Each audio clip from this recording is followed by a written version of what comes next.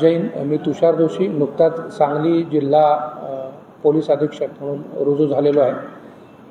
आज जी पत्रकार बांधवांशी आमचा संवाद होता त्याच्या अनुषंगाने मी एकच सांगेन की एकतर सांगलीमध्ये व्हिजिबल पोलिसिंग वाढवणं, ऑर्गनाइज क्राईम, बॉडी ऑफेंडर्स यांच्यावर योग्य ती कायदेशीर अशी कारवाई त्वरित करणं, ड्रग्ज मुक्त सांगली आणि भयमुक्त सांगली या जो स्लोगन आहे त्याला पाठिंबा देणं आणि त्याच्याकरता काम करणं आणि शहरातील ट्रॅफिक च्या संदर्भाने चांगल्या उपाययोजना करणं, अशा काही मानस आम्ही जाहीर केलेला आहे आणि या अनुषंगाने उपाययोजना या करण्यात येतील जेणेकरून सांगलीमध्ये जास्तीत जास्त पोलिसिंग चांगलं होईल असं मी आपल्याला ग्वाही देतो.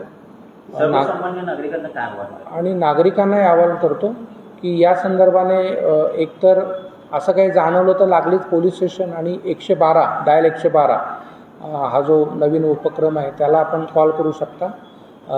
आणि नागरिकांना शांततेचं आवाहन करतो, कोणत्याही परिस्थितीत सामान्य नागरिकांच्या जीवाचं आणि मालमत्तेचं रक्षण करणं आणि त्यांना भयमुक्त करणं हा नक्कीच पोलिसांचा उद्देश आहे आणि त्याच्याकरताच सांगली पोलीस हे सदैव तत्पर राहील.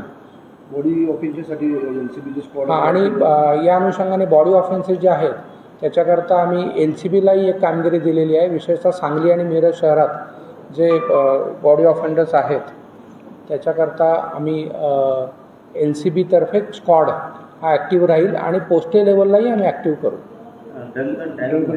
आणि अपघाती मृत्यूचं प्रमाण हे कमी करणं हा एक उद्दिष्ट आहे आणि त्याच्याकरता ट्रॅफिक रूल्सचं व्हायोलेशन करताना त्याच्यावर केसेस आणि मुख्य म्हणजे ड्रंक अँड ड्रायव्हिंगच्या केसेस याच्यावर नक्की कारवाई होईल. दुसरं एक जे पोलिसांचं उद्दिष्ट आहे ते 0 टॉलरन्स फॉर ड्रग्ज आणि त्याच्या अनुषंगाने जास्तीत जास्त कारवाया करणं आणि नशामुक्तीच्या संदर्भाने वेगवेगळे कार्यक्रम योजना या गोष्टी ही पोलिसांतर्फे करण्यात येतील. थँक्यू.